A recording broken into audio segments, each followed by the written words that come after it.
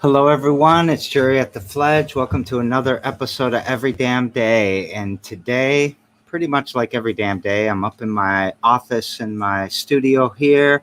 I've got my headset on. I've got brown hair, brown eyes. I'm wearing a blockchain t-shirt that David Smith got for me. We're having a blockchain meeting today, so thought I'd wear that t-shirt. Today on the show, we have our great friend, Iris. How you doing, Iris? Hey, I'm great, thanks. So I'll give a quick visual description of myself too for all of our friends. I have brown hair and big glasses, and I'm wearing red lipstick and a purple embroidered top. I'm quite pale. I have a yellow couch and a yellow curtain. Yeah.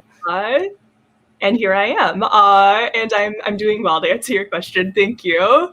Yeah. What you had a bunch of errands to run today? Oh, nothing too involved. I went and grabbed a coffee. That was the errand. I'm sorry. I made it sound like I was really busy, but I just really needed a coffee. And now I'm a little over-caffeinated, so that's exciting. Perfect. You're going to do great then. We're going to keep the energy going. Thank you. So, before we get too far, let's jump into you and you, first of all. Where were you born and raised and all that stuff? Yes. So I will say that I'm going to talk to you about theater in a minute. And what I love about theater is the ability to rehearse and to prepare. I'm a little bit of a nervous speaker in general. So pardon my nervous energy. But I was born in Florida. I didn't spend a lot of time there. I moved up to Michigan before I really have any memories at all. So I've spent all of my memorable life in Lansing, and I was raised on the east side of Lansing. So that's really where my heart is. It's where I live now and where I'm raising my daughter. And I went to Lansing schools, and I'm an Americorps Vista at Allen Neighborhood Centers, so I've got a lot of East Side pride. So I'm happy to be here and to be involved in the community here. Are you a Quaker? Okay, so I am kind of. I did my freshman year at Eastern, but I actually dropped out of high school. So I don't know if do you really count if you didn't graduate? I'm not sure where we stand on that. Oh, for sure. If you were there. Every time someone tells me they dropped out of school or whatever, I've got School Sucks painting on one side of my office, and then downstairs in our lobby, we've got a School Kills Artist painting. And then I think about all of the software developers that I've ever hired that were super, super smart. All of them dropped out of high school. And so school sucks, man. I just want to say that. It's a system that could definitely be improved upon. Yes. It's killing our creativity. Someone shared a quote with me the other day that said the job of the modern educator is not to tear down jungles, but to irrigate deserts.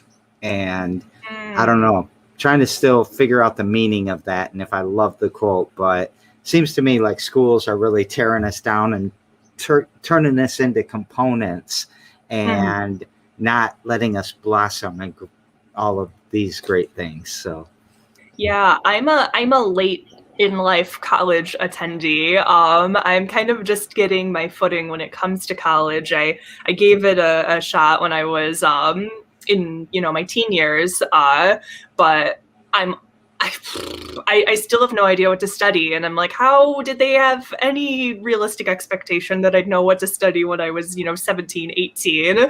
I was totally floundering, and I'm still floundering, and I've had 10 years to mull it over. It's a big commitment to pick a career at that age. Well, I bet you still learn a lot, with your Americorps job. Americorps Vista, is that the right? Should I say all of that? Yes. I mean, that's probably teaching you tons right there.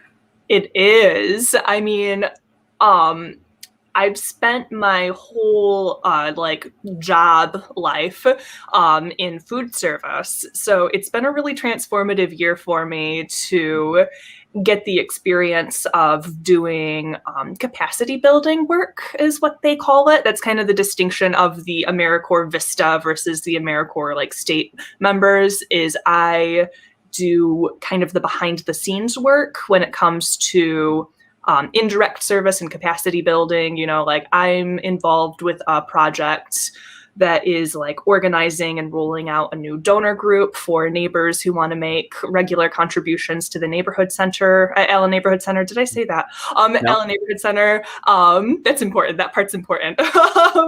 And I'm working on our website. So I really enjoy developing those skills. And it's been just this huge educational year for me. I graduated from LCC with my associates, and I've been doing Americorps Vista, and I did the One and All program with LEAP. So it's just been... and with Mona. That makes my day. So it's been just this really amazing, transformative year for me, breaking out of the food service, like little niche that I was in, which, you know, was great. And I had a really good time developing relationships with customers. That was really my favorite part of the job, was getting to meet so many people within the community. So it's been nice to take what I really enjoyed from my food service career and build upon it in a more community focused capacity. I think that being a bartender and a waiter and a host, I worked for the Small Planet. Nobody knows what that is anymore. I've heard of it. And then I worked for Coscarelli's, and that's not around anymore either. But those were some of the best jobs I ever had to teach me how to interact with people and to really understand that it's relationships that makes things happen, not, you know, transactions with money. So, I like that. Curtainless Theatre. Yes, and Curtainless Theatre. I feel like I have so much going on. I can't believe it took us so long to get there. It's been a busy year. I feel like I maybe overcompensated for the pandemic, feeling like, oh gosh, I'm gonna get stir crazy. I'm just like, I better cram as much into my schedule as I can. So Curtainless Theatre. It was the year to do that for sure. Mm-hmm. Yeah, no, I haven't been bored. I know a lot of people have felt very isolated and lonely, and my heart goes out to people who are struggling with that. I can't imagine how difficult this year must have been with those feelings, but I've felt like I haven't even had time to think about a lot. You know, I haven't had time to stop and dwell, which really has probably been a good thing, because I'm definitely a dweller if I'm given the time. So yeah, the Curtainless Theatre has my heart, and we were kind of born out of the ashes of the East Lansing Community Theater, which was running out of the Hannah Community Center in East Lansing. And our artistic director, Mike Stewart, moved out of state, and we really wanted to keep going. We had a great community of actors who really loved doing Shakespeare specifically. And Lansing's had a number of Shakespeare-focused companies, and they've all kind of struggled to get traction and to be sustainable. Shakespeare, it comes with kind of a muddy reputation of being dull, and you're kind of always working against that preconception that people have from their high school English class of like, oh gosh, I'm gonna be bored to tears watching this show. So when we were formulating, what do we do to set ourselves apart as a classics-focused company, we kind of, went around the room and we all talked about why is Shakespeare important to us.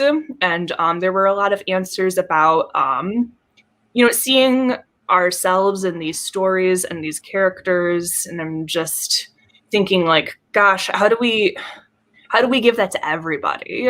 How do we make sure that everybody has that experience when they come to see a production of seeing themselves? So this idea of modern relevance kind of came about. And for our first production as the Curtainless Theatre, I tried to compile a script that really highlighted this idea of modern relevance within classics. And I actually think that classics are the perfect thing to use for this idea because it really highlights how long we've been talking about some of these issues. When you hear this kind of dated quality in the language, and they're still talking about racism, they're still talking about homophobia, they're still talking about, feminist issues, or the antithesis of feminist issues, Yeah. PTSD, mental health, all of these things are in Shakespeare's works and in other classical pieces. And gosh, like, I can't think of a better way to illustrate, like, come on, y'all, we're still talking about this, and it's 2021. Yeah. We got to keep talking about it. We got to keep doing the work. That's right.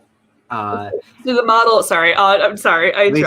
Please keep going. I have nothing. The model that we've come up with to keep that focus is that we try to partner, or we do partner with I'm trying to remove try from my vocabulary. We do partner with a community organization, and we kind of share the spotlight with them. And we try to use our work to highlight what important work they're doing in the community, and also use their work to highlight the relevance of the theater that we're doing, because I think that's the biggest obstacle to success as a classics theater, is that you're always battling against this this reputation of what you're doing no longer being relevant. Mm-hmm. Mona's such a great commenter. I got to show her comments all the time, but she loves what you're saying. What I was going to say, and then you spun a couple more questions, is that, I learned a lot about Shakespeare at Lansing Eastern. I wasn't actually bored with it. I had Mr. Spagnolia. Yeah, I don't know if you know who that is, but he was Teacher of the Year for all of Michigan the year I had him. So we were really lucky.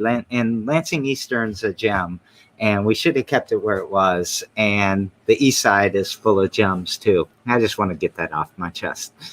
So we'll keep talking about the Curtainless Theatre, but I want to talk about, well, as we keep talking about it, the first time I saw Curtainless Theatre was in the old Knapp's building with the event that maybe, was it Artists Under Umbrella, or was it Artists Umbrella was there, and we both performed. It was the downtown traffic jam that was taking place in the I'm sorry, I always forget if it's the Knapp's building or the Knapp's Center. I know you just said it. Let's just pick one. The old Knapp's. Yeah. The old Knapp's department store. We'll call it that. I'm so glad you were there. I remember that the weather was awful that night. It was rough to be on the roads. So I was really grateful for the very enthusiastic audience that we got, because I know that it was a trial to get there. Do you remember what you did? Yes, it was very close to Valentine's Day. So I organized a little bit of some romance scenes, and we started with Taming of the Shrew, which is sort of the antithesis of a romance, and we ended with The Tempest. I had a whole cheesy little bit about like slamming down the complete works of Shakespeare and was like, Shakespeare's a romantic writer. I figured we'd just start at the beginning, and starting with Taming of the Shrew, which was one of his early comedies. And it's just, like, these people are not very kind to one another. Just not like what you really want in your romance. Overarchingly. I was like, well, let's just skip to the end, and we did a bit of the Tempest, where the characters do develop some healthier communication skills. I just thought it was fascinating because it was like we were all just standing there in a crowd. It was almost like a rap battle of Shakespeare, right? We're just standing around you. And maybe that leads into what Jeremy Hurd is asking, which is, where did Curtainless Theatre, the name, why do you call it that? Thank you. I appreciate that question because I love talking about the name, because it kind of just came to me. And then the more I thought about it, the more I was like, the name is so complex and it means so many things. And oh man, help me if I need to name anything else, because I pulled that one out of just like a very serendipitous reading of something, and was like, oh, wouldn't that be funny? I tried to name something else recently, and I like agonized over it for weeks and didn't come up with anything that I liked that much. But to actually answer your question, the Curtainless Theatre is a nod to the Curtain Theatre, which is a theater that Shakespeare worked with. So I thought it was kind of funny to kind of incorporate a little bit of history, but then like kind of turn it a little bit, so curtainless. But I think it also emphasizes some of our values, which is, we literally don't have a curtain or a stage, so we're generally performing out of found spaces, more experimental spaces, which kind of incorporates, this foundational element of our mission, which is to partner with other organizations when we do productions. We can benefit from using a space with that partnership, or using like a creative space and bringing in partners. So that's part of it. And then it's also kind of a pun on pulling back the curtain. So educational outreach is a big part of our mission, and having transparent dialogue. It's it's a complicated name to me too. I mean, when I hear it, I'm always trying to think, I wonder why she named it that.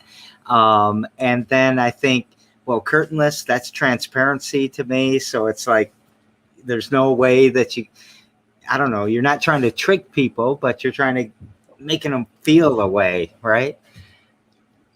Will you say that again? I'm sorry. I said, you're not trying to trick people. So the curtain comes and then you dress up as someone else. And yeah. Spot on. So, I think, what were the people called that only paid a penny? Was it Penningleys or something like that? The Groundlings? Unless Groundlings. You're talking about something else. No, the Groundlings. I love Shakespearean acting, and I appreciate history, but I'm not as knowledgeable as you would hope that I might be, as I would hope that I might be. But the Groundlings, are we talking about the same thing? Yeah, we are.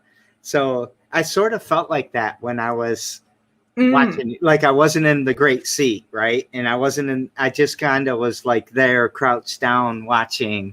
I wasn't crouched down, but you know what I mean? And I really appreciated. What's that? I like the idea that you were crouched down. I'm imagining if everybody just kind of came and like stood on the edge of our stage like this. I don't know. Maybe that'll be the next seating arrangement I pick. But that's sort of how I felt, and it was a great feeling. And I loved the name. I loved that it was Shakespeare. At the time, I didn't know that that's what you predominantly did was Shakespearean work. But you taught me that later on. So yeah, that's kind of our roots, coming out of a theater that was specifically a Shakespeare theater, and having a lot of actors who act with us who really favor Shakespeare. But we're open to anything classic. So we've done a little bit of Greek. We have a poetry competition going on right now called What's Past is Prologue, which is inviting people to submit a classic poem that they put a modern twist on. So they update it to have more modern language or maybe deal with a modern theme, while kind of still holding the general vibe of the classic poem. And that is taking place right now. Oh, I really should have looked up the submission deadline before I came on here, but I will put that in the comments later. What's the website? And I'll get it going on the side here. Yeah, we have a Facebook, which is the Curtainless Theatre. We are working on a website right now, which is the Curtainless. We decided to drop theater because there's some debate over the RE versus ER like ending spelling. So we were like, let's just, the Curtainless Theatre is a kind of a long website anyway. Let's just be the Curtainless, so nobody has to try to remember which way we spelled it. It's with an RE if anybody is curious. And that'll be rolling out soon. We're working on that. So that's something kind of exciting because I like to be able to get that information out there to people who don't necessarily use social media. Okay, so I got it's a pinned post on the top. The deadline, I'm not sure yet. I can't see. It opens March 8th, and everything's due on April 30th. So, great. Thank you, Jerry. And I put the link to the Facebook page in there as well, and go check that out. I'm going to try to get a rewrite of the Canterbury Tales done by April 30th. More power to you. And there is a youth portion and an adult portion for that. So tell your friends and tell your young friends and tell your old friends. All right. We will definitely do that. We're excited to read them. And that's a partnership with the Poetry Room. So we're excited to partner with them because they're so lovely. They sure are. Do you, so you're doing the America Vista, you're doing Curtainless Theatre, you're doing all this stuff with learning in school. You're also raising a daughter. Yes, I have a 5-year-old. Her name's Frankie. What's her name? Frankie. Yes, and she has my entire heart, and it's like it's just always this kind of internal battle with me of feeling like there's so much work to do to make our community and our world like a place that I feel confident, raising a child in, while also sometimes feeling like, gosh, maybe I should just stay home with my kid 24/7. So I definitely keep busy, and I hope that she finds that invigorating, because I know that she's often on the run with me, Well, not so physically now. Now it's a lot of like emotional focus and mental focus on projects. But she definitely would pal around with me all over town when we were going places. I think that I don't know you super good, right? We've talked enough, and I think I have a fairly good understanding of your value system, and I'm glad that there's another person coming into this or being raised in this world that is being raised by somebody with your value system. Thank you. Super happy about that. And I want to just put a couple more things. Mona said, bless your heart, Frankie. And then Tim Lane says, Iris, you're a great asset to the community. Thanks, and Tim. We might have been doing corporate speak or something like that. But the community is lucky to have you. I don't remember what I said that was corporate speak, but I feel that.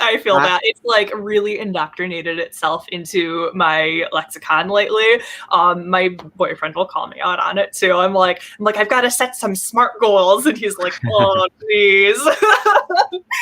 Tim is somebody who I met through my time at Strange Matter in, one of those friendships that I was able to build as a person in food service. So yeah. I'm so glad that you're here, Tim. Thank you for watching. I think it was capacity building. Yeah. No, it was asset. Oh, okay. I got it. He said asset. You're a great asset to the community for doing the capacity. No. But I thought maybe I quoted Orwell or something like that. And so you got all these things, though. The Americorps, Frankie, Curtainless Theatre. Do you have different missions for the three, or have you found a mission that all three of them fit in? Or how do you look at what? And what do you do every damn day to push it forward? I'll just add that part of the question now. That's a great question. I think that they all kind of fall into one hope for building a healthier community. During my time in food service, for as often as I made a friend, I also was like, man, it is hard for people to connect. Like you get those people who walk up to the counter and you're like, hey, how's it going? And they go, large coffee. So I often found myself contemplating the importance of that human connection and how I don't feel like that's inherent for a lot of people, and that there needs to be an effort towards it. So I think that all of the things that I'm invested in ultimately have a mission of how do we create healthier, more connected communities. I love that mission. I know you do. What's something you do every? Doing the work too. Oh, we all got to do it. Mm-hmm. If you're not doing it out there, you. Sorry. You asked, what do I do every damn day? But then I talked over you. What did you say? Oh, I was just gonna say something flippant. So. Okay. Here's what I will do. Because we got to give a shout out to Claire. She said, Claire. 2 of my favorite people, Lansing people. Nice to see you both. I love hearing you chat. And I miss you, Claire. We haven't seen you in a while. And God, I wish we could get there. But thanks for tuning in, Claire. So what do you do every damn day to push that mission forward? Yes. So I think that I learned over the last, couple of years that I've been with Curtainless and with the East Lansing Community Theater, or just doing theater in general, because it can be a really big time commitment, that you can't pour from an empty cup. So something that I've been trying to consciously work on every day is just myself. How do I approach what I do with kindness and openness and the ability to take criticism and the ability to trust others. So just working on my own state of mind and my communication skills and my emotional intelligence has been really crucial for everything, just everything. Being an Americorps Vista and working with the theater and being a parent and just being a human that exists in a community. Yeah. It's pretty unanimous on the side and on the right that you're an integral part of the community. So thank you for that. Everybody. So we daisy chain the shows together, and yes, you get the pleasure of having 2 questions because there were 2 guests yesterday. Okay. So we had the Flames and Dames yesterday. Awesome. And 2 of the 3 were able to show up. And I'm going to start with Nat's question to you, Nat Spins, have you ever struggled with stage fright? And if so, how do you get over it? Yes, I absolutely struggle with stage fright, and I don't know that I ever really got over it. I think I just walk out on stage and I kind of go blank, and then I walk off stage and I just hope that everything that happened while I was out there was right. But I do kind of cope with it by preparing. Like hyper preparing. So like just running my lines before I go on stage to make sure I don't go out there and just like draw a total blank. And I don't know if that relates quite the same way to what they do, because I've never been a dancer. I've danced. I don't know that I'd ever say I've been a dancer. So I'm not sure if that gets into her same experience. But it's a good question. Well, you told me before I was nervous, and I'm probably going to derail the whole interview right now, but that you were nervous in the beginning, and I haven't really seen that. It's not like you're like, oh, well, and cowering. So, it seems, are you doing that right now? Did you have stage fright before we started? I don't even know what stage fright is right now. And it's hard, like, and I think I said this towards the beginning, that like I don't know how to prepare for something like this in quite the same way. I don't have like little cue cards with what I was going to say on them, although it's tempting. I just have to hope that whatever like spews out of my mouth isn't preposterous or silly. See, and it must be a nightmare working with me, because I hate over preparing. Like, I can't do it. Once I'm over prepared, the thing's already done and I can't even get into it anymore. It's good for me. Thank you for this opportunity. Every time makes me a little bit more resilient. I think people that make me prepare more are good for me too. So we all learn from each other, I hope. I feel that. And then Paige's question was, what's the wildest thing that's ever happened to you on stage, and how'd you deal with it? And I think Nat caught her shoe on fire or something like that. oh gosh, that would be a doozy. So I do have a little story that I've kind of been on the fence and about telling, and it's one of those things that I kind of feel like the more people I tell, the less power it has over me, because I had this really embarrassing thing happen to me when I was on stage once, and sometimes I'm like, I never want to tell anybody that story because I want to pretend it didn't happen, and then another part of me is like, if I tell everybody, then nobody can be like, I'm going to tell everybody that embarrassing thing that happened to you. So the story is this: I'm a mom. I had a baby, and she was like a year old during this show. And there's this, when you have a baby, like things just don't work quite the same way. And I drank a cup of coffee before a show, which was just a terrible idea. I don't know why I did that. And there was this bit in the show where there's a fight, there's a tussle, and somebody comes up behind me, and they kind of like pick me up from behind, and they gave me a little squeeze, and I wet my pants on stage. And like, I just had to keep going. Like, what can you do? And everybody swore to me that they didn't notice. I know that I noticed. Like, I didn't know how anybody could not notice, but and it was kind of awesome in a way, because I like was supposed to be shaken and like nervous at that part in the play, and I was like, oh, I've never felt like such genuine emotion on stage before, because I've never been this nervous and embarrassed in my life. So it was method acting. Yeah, I think you should win an award for that. How well you played that part. I don't think I broke character. You didn't? Didn't break character. Victory. I'm gonna pee my pants for every production I do from now on. That's gonna be my signature acting move. You know, like don't people commend people on their method acting abilities? I think so.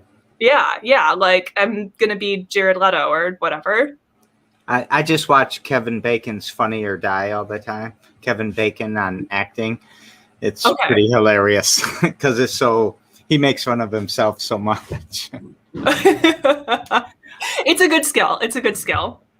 Mona said it takes courage to be vulnerable. And I'm feeling super vulnerable right now and like kind of embarrassed and hoping that wasn't a stupid story to tell a bunch of people listening to this live stream. So thank you, Mona. Actually, well, I like vulnerability because it is strength. It's how you get to strength without recognizing these things. I love that you're taking the power out of the story because I have these things nobody can embarrass me with it. I'm already embarrassed. I just embarrassed myself. I beat you to the punch.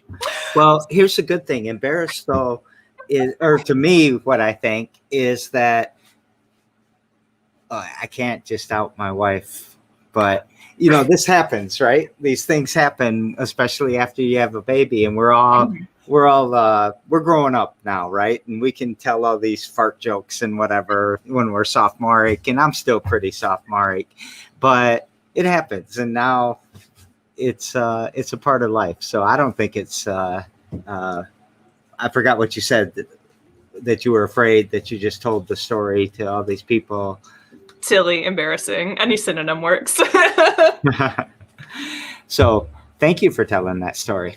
Thank you. Thank you for giving me the stage. Okay. No, the platform. Yeah, totally. The platform by which to strip the story of its power. Mm-hmm. Do you want me to keep expounding on this and going on, or do you want to go to the next question? Let's All right. Tomorrow on the show, we've got Rahal. I don't know Rahal yet. They have a company called Uniflow that helps kids navigate what a counselor at their school would do. And I think they said the ratio is it's one counselor per 450 kids that are graduating. So if you're trying to walk these kids into a path of college or a job or whatever it might be, you know, the counselor's like, did you do this, this, and this? Check, get out of my office. And so I think it's something like that. What question would you like to ask Rahal? Yeah, that sounds like heavy, important work. So I guess I'd like to know what Rahal does to decompress after or to create boundaries between the workday and personal needs. Wait, what? You can put a boundary between work and personal? I've heard a rumor that you can. Is there a book or something? Oh gosh, there must be. Yeah. What do you do to decompress? Well, as you just humorously pointed out, it can be hard. It can be difficult. I kind of have this nagging voice in my head that I should always be working on something. It's not like I'm short of things to be working on. But I like gardening. I'm not very good at it. Don't come to me for advice about gardening. You're not going to do yourself any favors, but I do enjoy doing it. Like my favorite part is like ripping the grass out of my lawn. Like I bringing the plants up out of the ground, not my strong suit, but I really like ripping the grass up and like making the bed. Like something about just like digging through the soil I find so gratifying, like pulling out all the little earthworms. It makes my heart happy. That's one of my favorite things too. So all right, we'll see what they say tomorrow. Excellent. I'm looking forward to it. What is happiness, and are you happy? It's a hard question. And I think that it's taken on different flavors throughout my life. I think that I went through a long chapter of my life where happiness felt very dependent on the way other people made me feel. And since Frankie was born, my priorities have really shifted. And I saw this need for the person that I needed to be to like live up to my own expectations as a parent. So now I think happiness is much more synonymous with stability for me because I lived a lot of my life not very stable, you know, like moving a lot or not having a lot of money and not eating a lot, going from job to job. So I think stability is a big contributor to happiness for me. So like I think there's kind of that long-term overarching happiness of like I had a baby, check. I bought a house, check. I have a supportive partner, check. And those things make me happy. But like, am I always happy? Am I always blissful and joyful?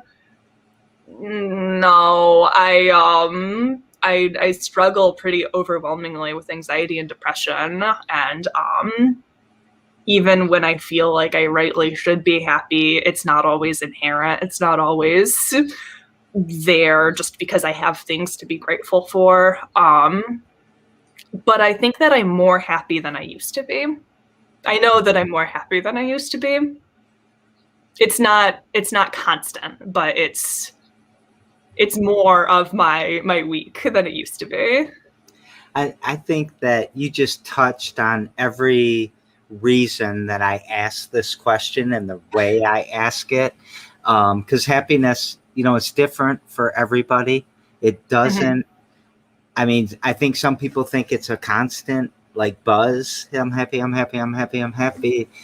But it's so complicated. It's a complicated question. And somebody said to me, if I don't know, last week sometime, you wouldn't know about the good days if you didn't have the bad days. Mm-hmm. So yeah, that perspective. And there must be might not have been Shakespeare. Without heaven, there can be no, or without hell, there can be no heaven. Without sadness, there can be no happiness. Stuff like that, maybe. And then there's also the mindset that it's a choice, but it's not always a choice.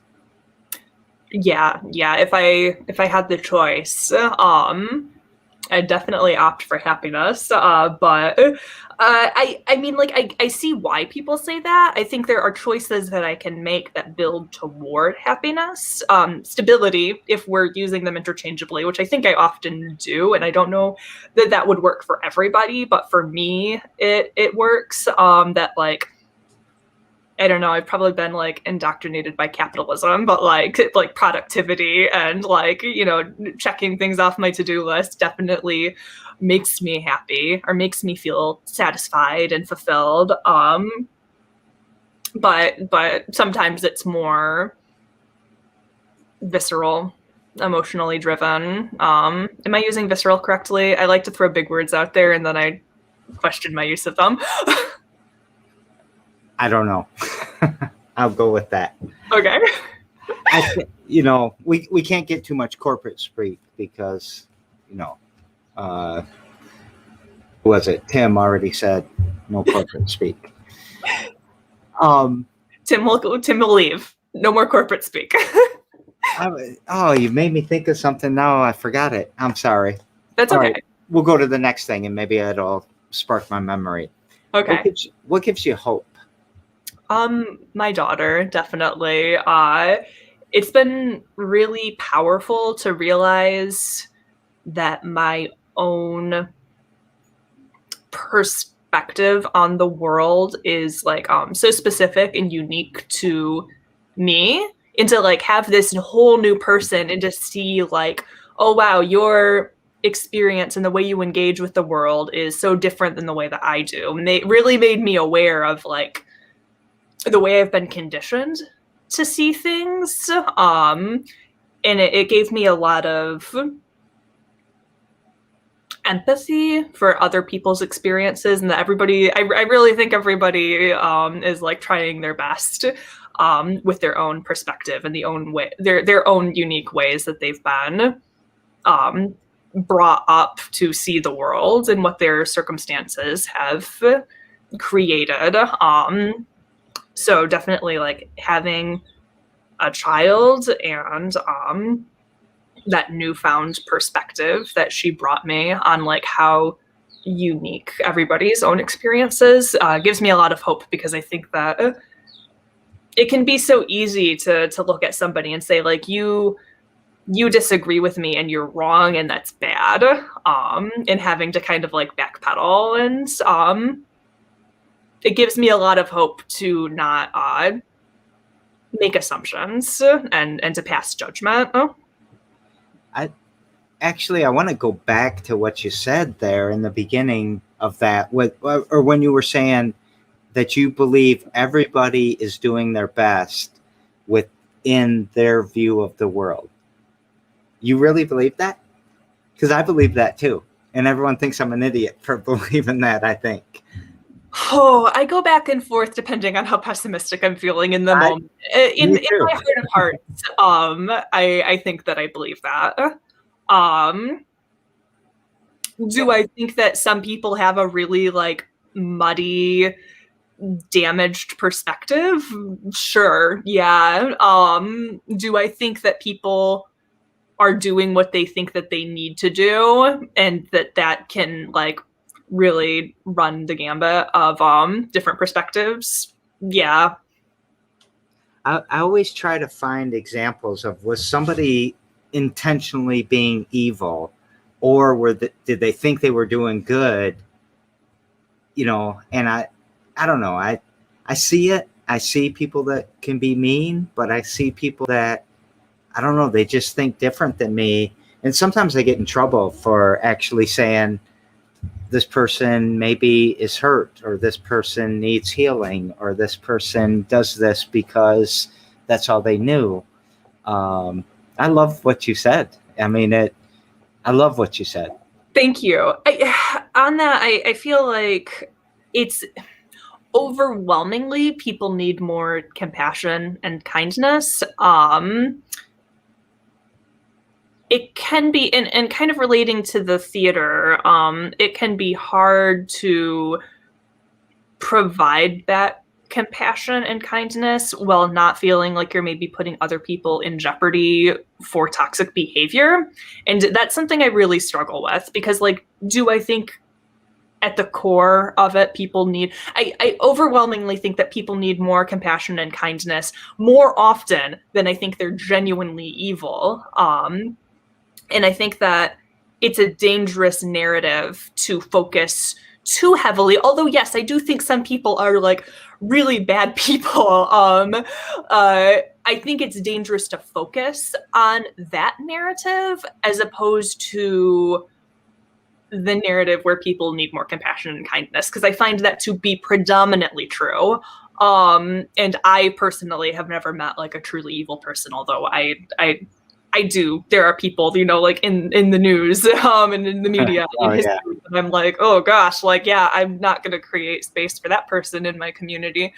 But it can be hard when you're like creating community to say like, where is the boundary between like that you're trying your best, but your perspective is like muddy and dangerous to others, versus like, how do I keep these other people safe?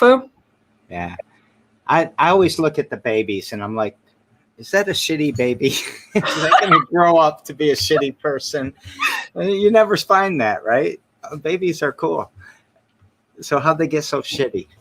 It's amazing. I'm really it's just babies. I'm just amazed by how much of their personality just seems kind of inherent. I really don't feel like I did much to create Frankie's personality. Like, it just seems so natural. It just came out like that.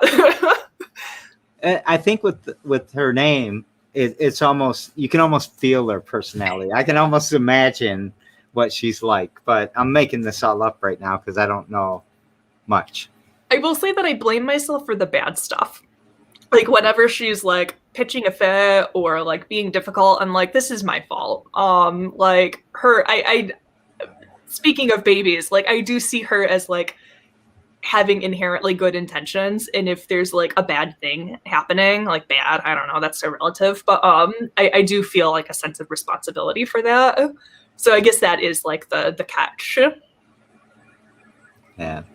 And I feel that way within theater spaces too, that like if there is an issue taking place like within the cast, I do feel a sense of responsibility for that. So I guess when it comes to creating spaces where everybody feels comfortable and safe, like I'm most interested in exploring how we implement policies and procedures and build up the culture to cause or to cause, I don't know if that's the right word, but to create these spaces where everybody works together cooperatively and healthily. And I feel a sense of responsibility if that doesn't happen. Yeah. So do we forget to promote anything? Like, is there any big event with Curtainless Theatre, or I know the poetry room thing. Yeah. So got that. Anything else? That's the most active one right now. Please do look into that if you are a writer or if you would like to try your hand at writing. Otherwise, we have a lot of balls up in the air right now, but nothing that I feel totally confident talking about at this moment, just because some of the details are fuzzy. We do have something in the works for an outdoor production this summer.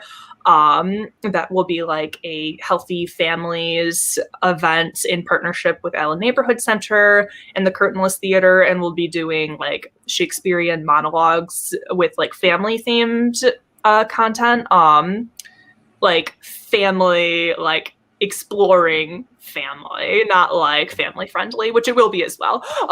So both meanings. And that I'm really looking forward to that, and I'm really hopeful that we can have like a safe outdoor theater experience this summer. I am like kind of planning for the worst and like expecting that actors and attendees will be masked, but I don't have like a definitive date for that yet. So just like if you want to follow our social media page, which is the Curtainless Theatre on Facebook or Twitter or Instagram, I think we do all that. You can find out more as we find out more. Okay. Thank you, Jerry. You know, as you've been talking about Curtainless, as we've been talking today, and I'm looking over a choir loft onto my stage over there, and I'm, someday I would like 2 or 3 to just walk into the Fledge in some random time in the middle of some event that we're having, and just do a Romeo and Juliet, 10 seconds, and then walk out and just drop the mic and say, I think that would be super funny. When we first started talking about the Curtainless Theatre and kind of what that would look like, I had a lot of inspiration for like pop-up busking theater, which I'm still kind of curious to play with, like just like popping up on a sidewalk somewhere and doing some scenes. I'm a little worried about scaring people. Like maybe I'm giving us too much credit of being like too realistic of actors. I think that when you're speaking in like Shakespearean lingo, that it's pretty clear you're acting. But we did a little something at the East Lansing Art Festival where we kind of popped up in the middle, and it was pretty fun, and I'd like to play with that model some more. So you're inspiring me. We'll run. What are those like dance flash mobs? We'll just do like a Shakespeare flash mob. That's exactly what you guys are all in Starbucks or something, and all of a sudden, or not Starbucks, fuck Starbucks, sorry. You're in Strange Matter, and then you're spread out, and you stand up, and somebody starts it, and then all of a sudden, half the people in the place join in, and everyone else will be like, the hell. That would be fun. I'm here for it. I would love to see it. I do often feel like with classics, you kind of have to take it to people, any opportunity to take it to people, as opposed to assuming that they're going to come to you. Because again, we're always combating that idea of like, boring. Is there a term called guerrilla theater? Mm-hmm. Yeah. There is? Maybe it's something like that. I don't know. Flash I mob think so. theater? I can't wait to see what you do.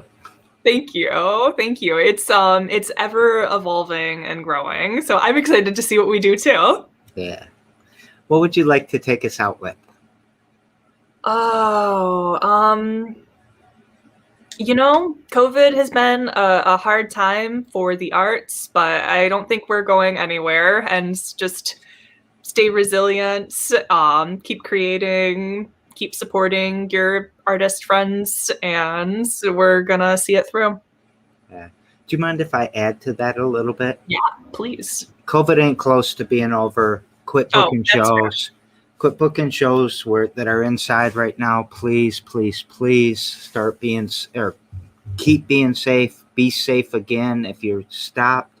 We're the epicenter of almost the world right now here in Michigan, and we're not safe. This is not good. I'm sorry that some people politically aren't going to believe in all of this, but I beg you, I don't care if my venue opens right now. I really don't. We're not even going to talk about booking till September 1st, and do stuff outside, do it safe, but please quit trying to convince people that this is a hoax, because we're killing people when we do that, and we're losing people. And I just take it serious, please, everyone. Thank you. No, I think that's totally worth noting. I'm optimistic that, I think that some people have a fear that like the arts are going to crumble, like especially the performing arts. And I think that, we can stay resilient until this is truly over. Please don't, jump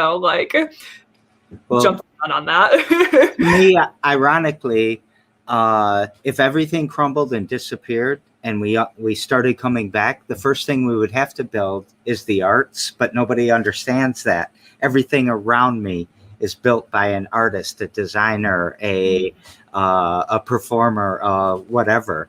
And without the arts, we wouldn't even know how to put two sticks together and make it look like a building. So the arts will never be gone. Yeah, thank you. So you do important work. You too. Thank you so very much for coming on the show. Thanks for having me.